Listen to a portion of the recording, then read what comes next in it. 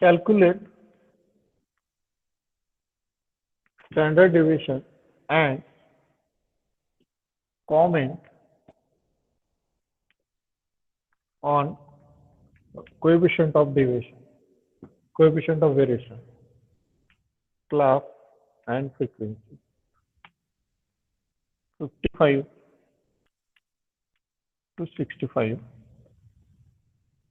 65 to 75, 75 to 85, 85 to 95, 95 to 105, 105 to 115, 115, 125.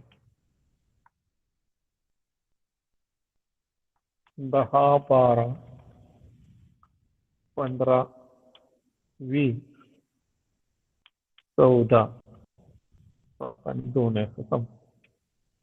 Now we have to calculate standard deviation. We have to calculate the standard deviation. Now how will you? For that, what we require? First is midpoint of the class, Mi. Then we require Ui. Then we require Fi-Ui. Then we require Fi-Ui square. हे लक्षात ठेवा, Ui चं square असं असणार. First thing, at the midpoint, 60, 70, 80, 90, 100, 10, 120.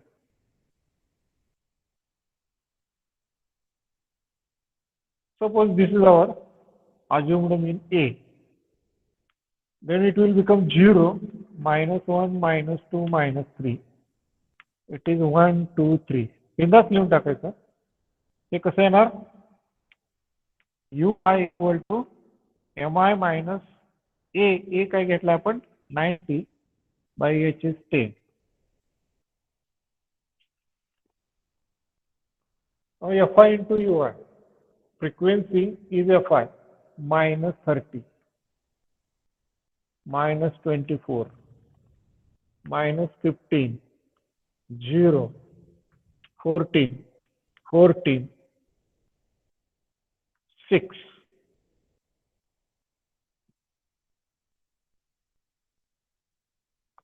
Now here it is 0.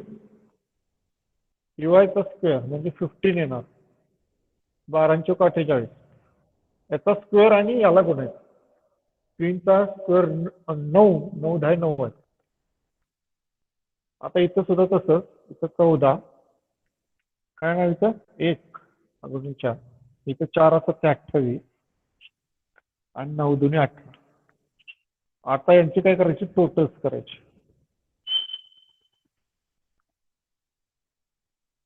याचा सम किती येणार बघा? 7, 9, 9 आणि 4 13, 13 आणि 5 18 आणि 2 20, 2, 2 आणि 3 4 5 6 7 8, 80 आला.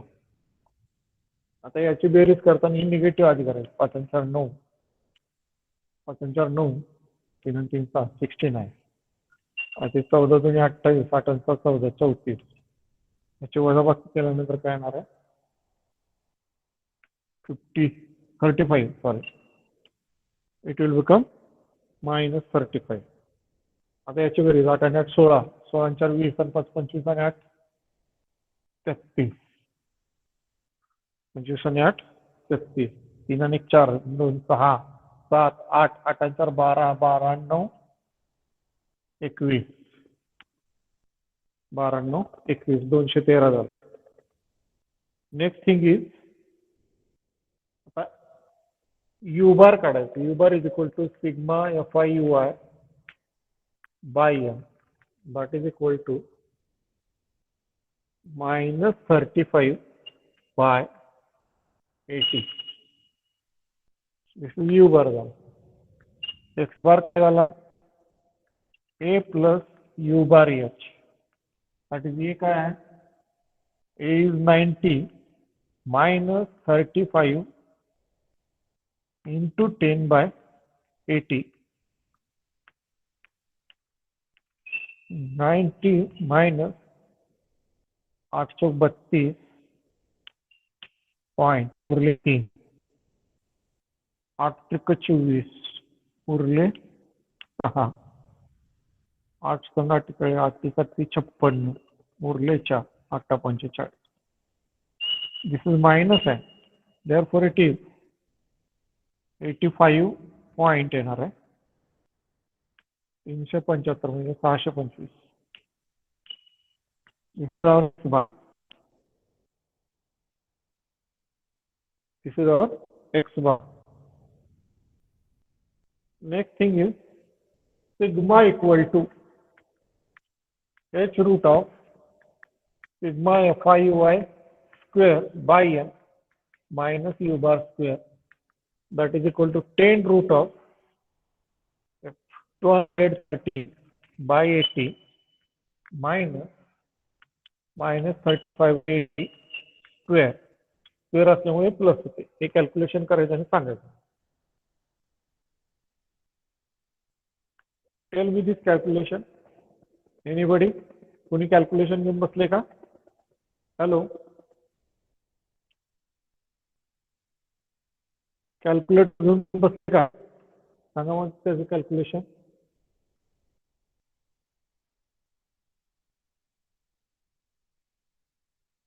कॅल्क्युलेट करा आणि सांगा. हॅलो, कुणी केलंय का? Tell means calculation.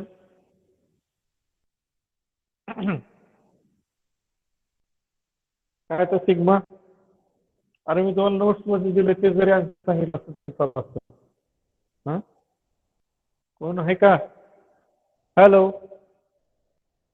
What is sigma? Calculation काय आहे? Hello, what is the calculation?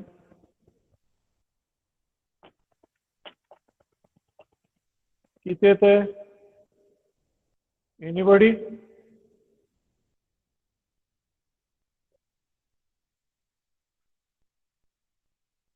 Hello,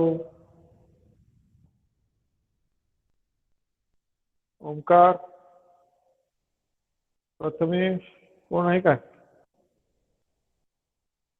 Govinda,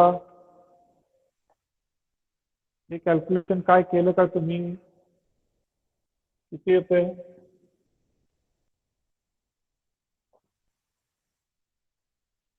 what is the calculation?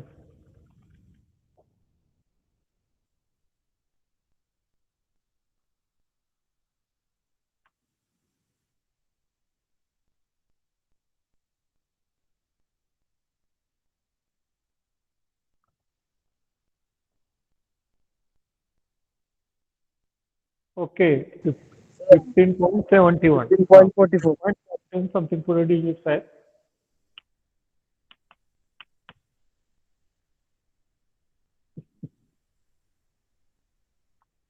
हा, 15.7191. हा, 15.7191 करेक्ट आन्सर आहे.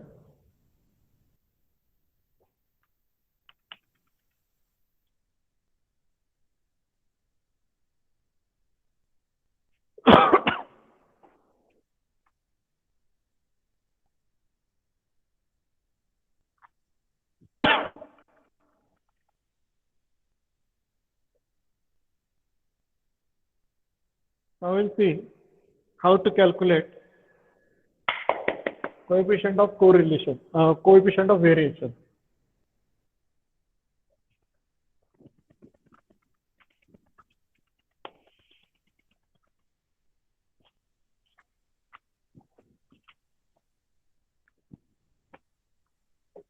We calculate coefficient of variation as sigma by x bar into 100. That is equal to 15.7191 by 85.625 into 100, and that will be equal to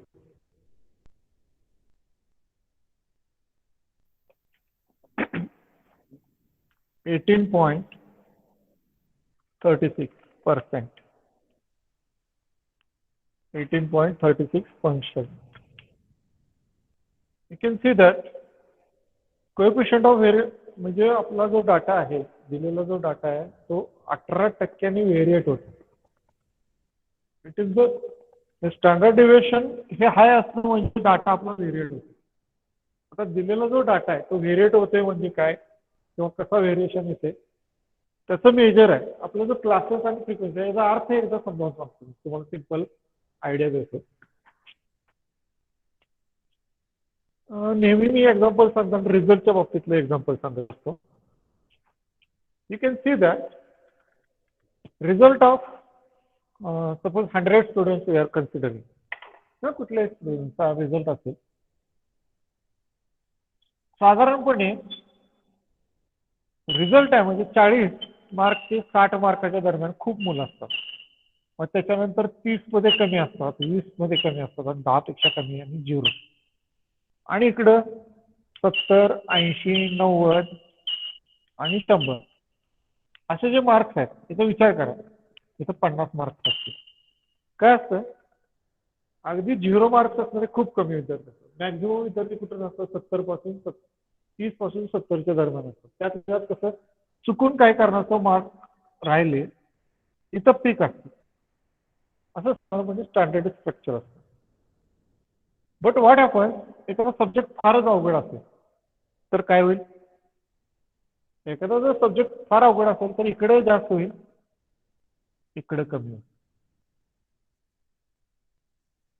किंवा एखादा subject खूपच सोपा असेल तर काय होईल, इकडे जास्त मार्क असणारी मुलं. ते आपलं नॉर्मल काय असतं आपल्याला स्टँडर्ड माहिती आहे ते म्हणजे हे नॉर्मल काय तर आपल्या मॅक्झिमम मुलं ही 40 ते 60च्या दरम्यान असतील. बाकीची मुलं कमी कमी कमी होत जातील दुसरीकडं. म्हणजे याला म्हटलं जातं नॉर्मल. मग इकडे झुकलेला आहे म्हणजे रिझल्ट त्याचा कमी लागला आणि पुढे झुकलं असेल तर सोपा झाला रिझल्ट. ह्या वेगवेगळ्या पद्धतीने ते नॉर्मल मग हे स्क्यूड म्हटलं जातं. याला पॉझिटिव्हली स्क्यूड, निगेटिव्हली स्क्यूड किंवा मुवमेंट झाले, हालचाल झाली. आता हे 3 एकत्र काढलं ते परत एकदा मी एक मधला सेंटरचा जो कर्व आहे तो विचार घेऊ. या केसमध्ये मीन, मेडियन आणि मोड साधारणपणे जवळजवळच असतात. साधारणपणे जवळजवळ असतात. त्याचं स्टँडर्ड डिव्हिएशन फ्लक्च्युएशन कमी असतं म्हणजे कुठल्या केसमध्ये नॉर्मलमध्ये. बट व्हॉट हॅपन्स हिअर त्याच्यात मोड जास्त असतो इकडं, मध्ये येतो मेडियन, मध्ये मीन येतो आणि मेडियन इकडे येतो. म्हणजे या केसमध्ये जर हे निगेटिव्ह स्क्यू असेल तर इथं मोड येतो, इथं कुठेतरी ॲव्हरेज येतं, मीन येतं आणि इथं कुठेतरी काय येतं मेडियन येतं. आणि उलट्या केसमध्ये काय होईल इकडं similarly here we are mode is here. Mode म्हणजे maximum according value. Mode is here then median, mean and then median. त्यावेळी मीन, मेडियन, मोड हा जवळपास सेम असतात. त्यावेळी ते जे डिस्ट्रीब्युशन आहे त्याला नॉर्मल डिस्ट्रीब्युशन असं म्हटलं जातं. आणि ज्यावेळी डिस्ट्रीब्युशनमध्ये डिस्टॉर्शन मोड हा मेडियनपेक्षा खूप कमी असतो, मीनपेक्षा कमी असतो, त्यामध्ये निगेटिव्ह डिस्ट्रीब्युशन अँड पॉझिटिव्ह. म्हणजे स्क्यूनेस कुर्तोसिस मेजर करत असताना आपल्याला ते येणारच आहे मीन मेडियन मोडमध्ये डिपेंडिंग अपॉन दॅट. ते पुढच्या भागात येणार आहे. स्टँडर्ड डिव्हिएशन बद्दल बघितलं आपण. इथं काय डिफिकल्टी आहे का. नेक्स्ट पार्ट इज समजा 2-3 वेगवेगळ्या ठिकाणचे डाटा कलेक्ट केलेले आहे. ते तुम्हाला मीन मेडियन मॉडेल बद्दल सांगितलं. पुढे मुवमेंट शिकत असताना सुद्धा आपल्याला ह्याचा विचार करायचा आहे.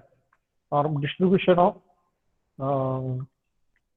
डाटा याच्यासाठी विचार करायचा आहे. पुढे हे करत असताना पहिल्यांदा आपण काय करूया मीन आणि स्टँडर्ड डिव्हिएशन कंबाईन कसं करायचं. म्हणजे समजा 3 विद्यार्थ्यांनी 3 वेगवेगळ्या ठिकाणी डाटा कलेक्ट केला. म्हणजे फॅक्टरी ए मध्ये एक जण गेला, फॅक्टरी बी मध्ये दुसरा व्यक्ती गेला, फॅक्टरी सी मध्ये तिसरा व्यक्ती गेला. त्यानं काय केलं, समजा त्याचा डाटा x1 बार आहे, स्टँडर्ड डिव्हिएशन सिग्मा 1 आहे आणि नंबर ऑफ एलिमेंट 10 होणार. म्हणजे इथं समजा 100 एम्प्लॉईचा डाटा कलेक्ट केला त्यानं, ॲव्हरेज वेजेस जे ॲव्हरेज पगार इतका आहे आणि त्याच्यातलं फ्लक्च्युएशन इतकं आहे. म्हणजे ॲव्हरेज वेजेस आणि फ्लक्च्युएशन म्हणजे उदाहरण समजा टॉपच्या माणसाला खूप पगार आहे आणि एकदम एंडच्या माणसाला फार कमी पगार आहे. हे जे फ्लक्च्युएशन असतं एक नुसार, हे जर स्टँडर्ड डेव्हिएशन नसेल तर त्याला म्हणायचं हे डेव्हिएशन खूप आहे. तसं नसेल स्टँडर्ड डेव्हिएशन मिनिमम असतं. दुसरा एक विद्यार्थी गेलाय, दुसऱ्या कंपनीचा डाटा काढला, त्याचा मीन ॲव्हरेज आहे सिग्मा एक्स बार 2, सिग्मा 2 आणि N2. N2 स्टार्स फॉर किती, इथं 100 माणसं होती, इथं 200 माणसं आहेत, इथं 300 माणसं आहेत किंवा 150 माणसं आहेत. असं सिग्मा 3 आणि X3 बार यांचा काय करायचं, आपल्याला कंबाईन काढायचं. म्हणजे ह्या 3 वेगवेगळ्या कंपन्या आहेत, एकाच मालकाच्या आहेत, 3 ठिकाणी काम चालतं आणि ते मला एकत्र करायचं. म्हणजे पहिली स्टेप म्हणजे सगळे काय असणार आहे, N = N1 + N2 + N3. आता एक्स बार कसं काढतो आपण, sigma Fi xi by N काढतो. म्हणजे X bar N = sigma Fi xi. म्हणजे एका मीनसाठीचा average X bar N, X bar N, X bar N. मग काय करणार तुम्ही, combined mean = N1 x1 bar plus N2 x2 bar plus N3 x3 bar divided by N किंवा N1 + N2 + N3 असलं. This is called as a combined mean of the data. हे तिन्ही कंपन्यांचे एकत्रीकरण केलं आपण, तिन्ही कंपन्यांचा मिळून फायदा तोटा काय असेल ते शोधायसाठी हे कॅल्क्युलेशन केलं. Now how will you find the standard deviation? समजा here I will write D1 as x1 bar minus x bar, D2 as x2 bar minus x bar and D3 as x3 bar minus x bar.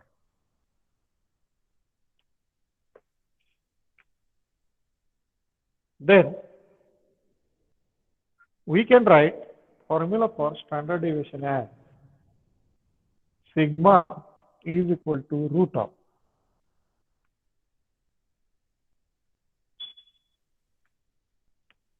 N1 times sigma 1 square plus D1 square plus N2 times sigma 2 square plus D2 square plus N3 times sigma 1 sigma 3 square plus D3 square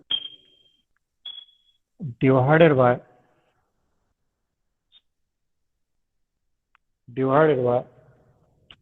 N1 plus N2 plus N3. Actually, हा formula we can extend this formula for more than, समजा 2 असतील तर N3 चा part येणार, 3 4 असतील तर परत N4 वाढेल, 5 असतील तर N5 वाढेल, 6 असतील तर N6 वाढेल. म्हणजे हा डाटा आपण फॉर्म्युला काय करू शकतो, जनरलाइज करू शकतो. We can generalize this formula for n values. We can generalize this formula for different values also. We can increase these things. Okay. For example, हा फॉर्म्युला वापरून काय करायचं, कंबाइंड, आपलं काय करायचं आहे, combined mean.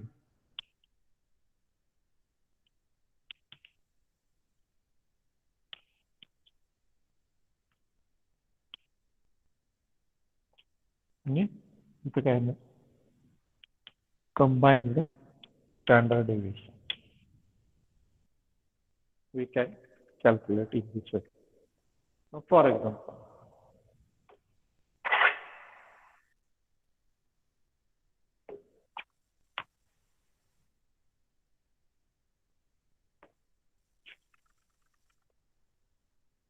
suppose we are given data for factory A and B. Suppose we are given data for factory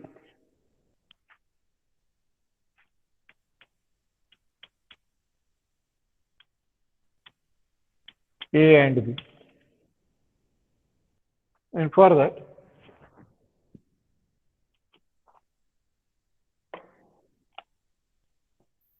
suppose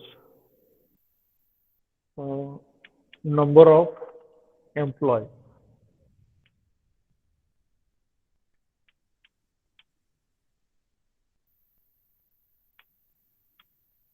mean wages, and variance of wages, daily wages it may be, factory A आणि factory बी असेल. समजा factory ए मध्ये 50 employee आहेत आणि factory बी मध्ये 100 employee आहेत. मीन wedges 120 आहे आणि ते मीन वेजेस 85 आहे. म्हणजे पर आवर असेल किंवा पर डे असेल काय असेल.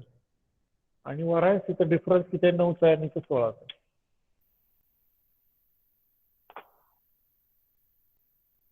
तर एवढं दिल्यानंतर पहिली स्टेप काय करायला पाहिजे आपल्याला, सिग्मा कुठे दिले, काय काय दिले ते लक्षात ठेवायचं. What is given here, here it is an दिलाय, एन आय दिलंय, इतर दिले X I bar and sigma I square दिले, standard deviation square is given. Therefore, standard deviation 9 square root काय तर 3 आणि याचं 4. We are given that n1 is equal to 50, n2 is equal to 100, x1 bar equal to 120, x2 bar equal to 85, sigma 1 equal to 3 and sigma 2 equal to 4. It is given. Now we have to calculate all the values. First is x bar is equal to n1 x1 bar plus n2 x2 bar by n1 plus n2. आता दोनच factor दिले म्हणून दोनच घेऊ. 3 दिले असेल तर 3 घेतलं असतं, 4 असतं तर 4 घेतलं असतं, 5 असेल तर 5 घेतलं. You can see we can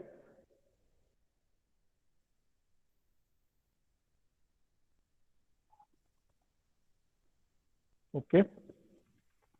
Now n1 x1 bar, n1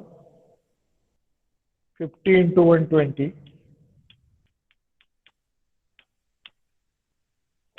plus 85 into 100 divided by 50 plus 100, and that is equal to x bar equal to, here to calculate this you can check that it is 96.66. It is 96.66.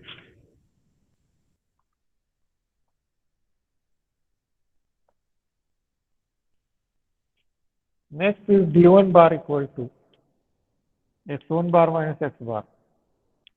That is equal to x1 bar किती आहे 120 minus 96.66 and d2 bar नहीं किती x2 bar minus x bar, that is x2 is 85 minus 96.66 and this is equal to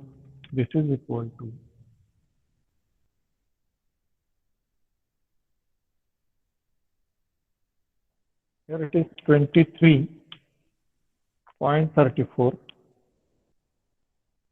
and it is minus 11.66.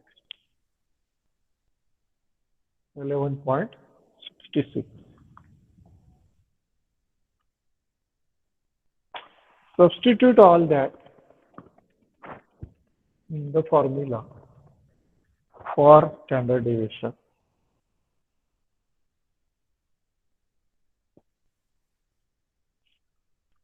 What is that formula?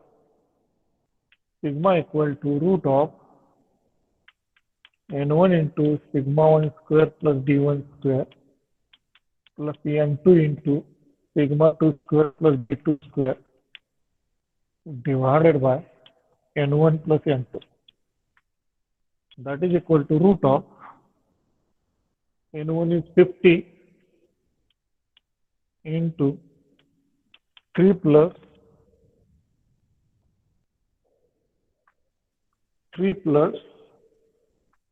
23 point, sorry, 3 square जे 9 येते इथे 23.34 square plus 100 into 16 plus 11.66 square. आता जे minus कुठे गेलं म्हणा मायनसचा square काय असतो प्लसच असतो and divided by 150. Calculate that the standard deviation is करताय का बघा करा. Try this calculation.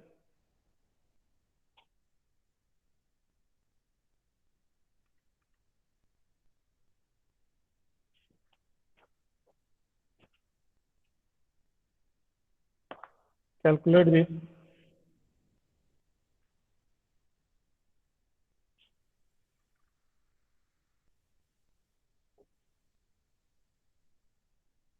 Hello.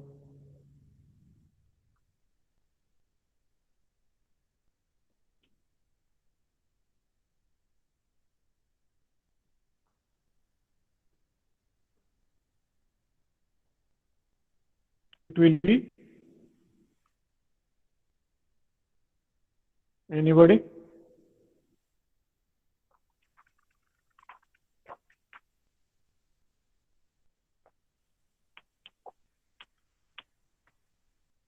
$16.9.